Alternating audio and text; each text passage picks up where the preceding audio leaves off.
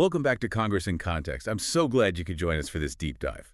When you picture the United States Congress at work, there's this very specific image that probably comes to mind for you, right? Oh, definitely. Like grand halls, heated debates, people rushing around. Exactly. Rushing through marble corridors with stacks of paper. I mean, you expect the engine room of democracy to be, well, loud. Right. You expect to see the government sweating a little bit. It's supposed to be chaotic. That's, the fundamental promise of a public legislature. But then you look at the official congressional record for Monday, July 6th, 2026, and there's no noise. The halls are essentially empty. The lights are dim. Yeah, it's eerie. Yet somehow this massive, life-altering machinery is quietly churning away in the background. It really is the absolute definition of invisible government. So today, our mission is to unpack exactly what went down on that quiet Monday in July. We're exploring the official congressional activity alongside two major bill summaries to help you understand exactly what your government is doing. Even when it looks like they literally aren't in the building. Right. And really quickly, before we jump into the heavy legislation, just a quick housekeeping note. This deep dive is a completely independent project. So if you find value in this kind of, ad-free civic education, you can help support the production infrastructure. Yeah, just use the Buy Me a Coffee link. Exactly. It's right there in your app's show notes for this deep dive. And we really do have a tremendous amount of ground to cover today. Oh, yeah. I mean, the docket includes a proposed constitutional amendment regarding the Supreme Court, a pretty groundbreaking shift in criminal justice, and this frankly alarming reality of a foreign police station operating out of the Bronx. Right, which is just wild. But I actually want to start by addressing a bizarre contradiction in our source material. Because reading through the congressional record for July 6th, I literally had to rub my eyes. The timestamps are pretty unbelievable. They are. So the House of Representatives met at 10:30 a.m. and adjourned at 10:32 a.m. 2 minutes. 2 minutes. But the Senate, and this is the crazy part, the Senate met at exactly 9:01 and 59 seconds a.m. Okay. And they adjourned at 9:02 and 26 seconds a.m. So a grand total of 27 seconds. Wait, 27 seconds? I mean, how does any actual governing or lawmaking happen in less time than it takes to tie your shoes? It's a great question. Like, there were 0 recorded votes. The room was basically empty. Yeah, so what we're looking at here is a procedural maneuver. It's known as a Pro-Forma session. Pro-Forma. Right. Which translates to, as a matter of form. Okay. The chambers are practically empty. It's often just, one person from the majority party banging the gavel to open the session and then immediately banging it again to close it. Wow. But those 27 seconds serve a massive constitutional and practical purpose. So we're relying on a technicality. Yeah. Just a single person in an empty room, manipulating a stopwatch to maintain the balance of power. I mean, honestly, that is a very accurate way to describe it. That's wild. Because the Constitution states that neither chamber of Congress can adjourn for more than 3 days without the consent of the other chamber. Okay, right. If they do, they're officially in recess. So by popping in every few days for just a few seconds, they legally reset the clock. They are never technically gone. And I imagine staying technically in session blocks the executive branch from doing certain things, right? Exactly. It neutralizes the president's ability to make recess appointments. Oh, I see. Yeah, under the Constitution, if the Senate is in recess, the president can unilaterally install nominees to key federal positions, without Senate confirmation. Right, right. So by holding a 27-second pro-forma session, the Senate maintains its leverage. The president simply cannot bypass them. It is just fascinating to me that a 27-second bureaucratic ghost town is essentially a firewall against executive power. It really is. But, beyond blocking the president, you also have a massive influx of paperwork during these moments, don't you? Oh, absolutely. The pro-forma session acts as a funnel. Even though no one is actually debating on the floor, the machinery of Congress keeps moving. So things are still getting done. Right. Committee reports, new bills, and executive communications are all officially entered into the public record during those fleeting moments. And the paperwork pushed through that 2-minute House session on July 6th included 2 massive pieces of legislation. Huge pieces. Yeah, they were reported out by Representative Jim Jordan's Judiciary Committee. And these are bills that survived the brutal committee process and are now sitting on the runway, waiting a floor vote. Right. And the first one is House Joint Resolution 1, or HJRES1. Okay. And it is vital to understand that this isn't just a standard piece of legislation. It's a joint resolution proposing an amendment to the United States Constitution. Which is a huge deal. So the resolution proposes permanently locking the Supreme Court at exactly 9 justices. Right. Specifically 1 Chief Justice and 8 Associate Justices. But wait, carving the number 9 into constitutional stone? That seems incredibly short-sighted to me. Well, how so? I mean, the population is growing, right? The legal system is becoming more complex. What if the federal caseload, triples over the next 50 years? Why permanently remove the flexibility to adapt the court's size? It's a valid point. But the counterargument is entirely about institutional stability and preempting ideological warfare. Okay, tell me more about that. So the Constitution, as it is written right now, actually does not specify how many justices should sit on the Supreme Court. Oh, really? Yeah, Congress has the power to change that number by passing a simple law. In fact, the size of the court fluctuated several times during the 19th century. I didn't know that. Yep, before finally settling at 9 in 1869. So a modern Congress could, theoretically, just pass a law tomorrow to add 5 more seats if they didn't like the current makeup of the court. They could, assuming they had the votes and the president's signature. So this proposed amendment is a direct response to modern political discourse surrounding court packing. Okay. That makes sense. The proponents of HJRES1 argue that if the size of the court remains subject to regular legislation, it will inevitably become a political weapon. Right, like one party expands the court to add their preferred judges. Exactly. And then the other party takes power and expands it again to dilute those judges. It's a never-ending cycle. Right. So locking it at 9 via a constitutional amendment removes that weapon from the table entirely. But actually getting it locked in is a monumental hurdle. I mean, the summary notes that an amendment requires a 2/3 supermajority in both the House and the Senate. And that's just the first step. Right. And even if it passes Congress, it requires ratification by 3/4 of the 50 states within 7 years. Yeah. That's 38 states having to agree. Which is incredibly difficult. Why? But the framers of the Constitution intentionally designed that process to require broad, overwhelming consensus. Right. You can't just change the foundational rules of the country on a partisan whim. Exactly. Okay, so alongside that grand constitutional maneuver, the Judiciary Committee also reported out House Resolution 8481. Also known as the Kayleigh's Law Act of 2026. Right. And this adds a new section to Title 18 of the U.S. Code to create something called a natural lifetime injunction. And this represents a profound shift in the criminal justice system. How so? Well, the law specifically targets what it defines as covered offenses, which include violent felonies, sex trafficking, and human trafficking. The mechanics of this injunction are intense. I mean, it prohibits a convicted defendant from having any contact, direct, indirect, physical, digital, third party with their victim for the entire rest of the defendant's natural life. Right. It's essentially a permanent, unexpiring physical and digital firewall built around a survivor. It is. And to understand the necessity of this bill, you really have to look at the psychological burden the current system places on survivors. The current system being like regular restraining orders. Exactly. Victims of severe trauma typically have to rely on standard restraining orders or orders of protection, and those expire. And when they expire, the burden falls entirely back on the victim. Yes. The victim has to initiate the process again. They have to return to court, often face their abuser in the exact same room, and essentially present their trauma all over again just to justify renewing the protection. That sounds like a grueling, cyclical re-traumatization. It really is. So Kayleigh's law aims to eliminate that cycle entirely. The protection simply exists indefinitely. But, I mean, how does the legal system handle that level of absolute permanence?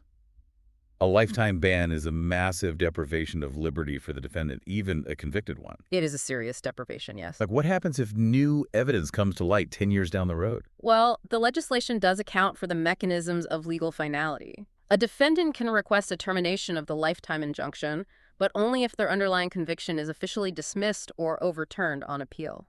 Okay, so an overturned conviction means the legal basis for the ban no longer exists. Exactly. And additionally, the victim themselves can request termination if the conviction is pardoned or commuted. Got it. But assuming the conviction stands, The law imposes absolute, undeniable finality to protect the survivor. Okay, so we just looked at bills moving out of committee, but I want to pivot to the bills that were just introduced on July 6th, essentially entering the legislative hopper. The new stuff. Right. And reading through the list of House Bills 9591 through 9601, it feels like looking into a kaleidoscope of American anxieties. The sheer scope of the jurisdiction involved is just staggering. It really is. I mean, you have Representative Adams introducing H.R. 9591 to address extreme temperatures inside federal prisons. Important issue. Definitely. But then the very next piece of paper in the stack is Representative Biggs's H.R. 9592, which authorizes the Secretary of State to counter threats to the space security of the United States. Right. Totally different scale. And right behind that, Representative Dingell introduces two bills, H.R. 9593 and 9594, aiming to ban intentionally added PFAS, the forever chemicals. Yeah, the forever chemical. Banning them in our food packaging and our cosmetics. It's a lot. I have to ask, how does a single governing body manage to context switch between orbital defense, the concrete realities of prison climate control, and the chemical composition of mascara? It's a fair question. It seems impossible for any group of 435 people to regulate all of that effectively. Well, if all 435 members were debating every single issue simultaneously, it would be impossible. Right. But this is exactly why the committee system exists. Congress is a massive, segmented machine. So they break it down. Right. A bill about space security gets routed to members who specialize in foreign affairs and defense, while a bill about PFAS and cosmetics goes to the Energy and Commerce committees. Oh, I see. So the congressional record is just the final assembly line, where all these different specialized factories drop off their products. Exactly. It reveals the sprawling reality of the federal government. I mean, federal policy touches the microscopic details of your daily life, like the packaging of your morning coffee, and simultaneously manages the cosmic geopolitical realities of securing satellites in orbit. That's a crazy contrast. And speaking of contrast, we just saw Congress trying to regulate our physical environment, like the chemicals in our homes and the temperatures in our facilities. Right. But the congressional record for July 6th also shows them grappling with a much more invisible environment, the reach of foreign autocracies. This was a very tense part of the record. Yeah, Representative James McGovern submitted some deeply alarming formal remarks regarding China's new Ethnic Unity and Progress law. Which just went into effect on July 1st. Right. What's the context there? So the focus of Representative McGovern's concern is Article 63 of this new Chinese law. This article attempts to establish legal authority for Chinese authorities to pursue critics of their policies regarding Tibet, Xinjiang, and other minority groups. Pursue them where? Regardless of where those critics actually live. Wow. And he specifically highlights a case that, honestly, it sounds like a thriller novel, but it's terrifyingly real. Yes, the Bronx case. Right. A United States citizen, a resident of the Bronx named Lu Jianwang, was convicted of operating a secret, illegal Chinese police station right in Manhattan. It's incredible. The Department of Justice proved that Liu was working under the direction of China's Public Security Ministry. Doing what exactly? His assignment was to locate, intimidate, and repress dissidents living on American soil. Political scientists refer to this phenomenon as transnational repression. Transnational repression. But how does a foreign government successfully leverage an American citizen to run a shadow police force in New York City? Often, it involves exploiting familial ties or business interests back in the home country. Blackmail. Essentially, yes. An autocratic state reaches across sovereign borders to silence its diaspora communities by threatening consequences for their relatives abroad if they don't comply or cooperate. That is horrific. And Representative McGovern argues that this new ethnic unity law essentially gives actions like the Bronx police station explicit legal cover from Beijing's perspective. So they're trying to legitimize it. Exactly. Yeah. So he is pushing the Assuring the Future of Tibet Act in response to counter that overreach. So we have this invisible global boundary where a foreign government is actively ignoring our borders to stifle speech in an American city. Right. But then, looking at domestic policy in the record, we have a debate about a very visible physical boundary right here at home. You're talking about Lafayette Square. Yes. Representative Eleanor Holmes Norton submitted remarks pushing her no fencing at Lafayette Square Act. And for context, Lafayette Square is the federal park situated directly across from the White House. Right. For generations, it has been a primary site for First Amendment demonstrations, protests, and public gatherings. But now there's a fence issue. Representative Norton is fighting against plans to install a permanent 13-foot-high fence around the entire park. Mm, Her argument is that the White House is already protected by its own massive security perimeter. which is true. So by permanently fencing off the public square itself, the government is essentially keeping peaceful citizens at arm's length. She refers to the project as security theater. Security theater, it really encapsulates a classic democratic dilemma, you know? How so? Well, in an era of undeniable and heightened physical threats, how does a government balance necessary federal security with the fundamental need for public access? Right. And Representative Norton seems to believe that a physical barrier fundamentally changes the psychological nature of the space. Exactly. She argues that placing intimidating permanent barriers between public servants and the people transforms the nature of the democracy itself. That makes sense. It shifts the environment from one that is open and accessible to one that feels exclusive and fearful. It's a tough balance. It is. And without taking a position on the security protocols themselves, it's clear from the record that Congress is constantly trying to define and defend the spaces where freedom operates. Whether it's physical or digital. Exactly. Sometimes that space is a digital network protecting dissidents from transnational repression, and sometimes it's literally a park bench across from the Oval Office. Man, it can feel incredibly heavy to process all of this. You know, you have constitutional amendments, space security, transnational repression. It is a lot of anxiety packed into one day of paperwork. It's a heavy reading day, for sure.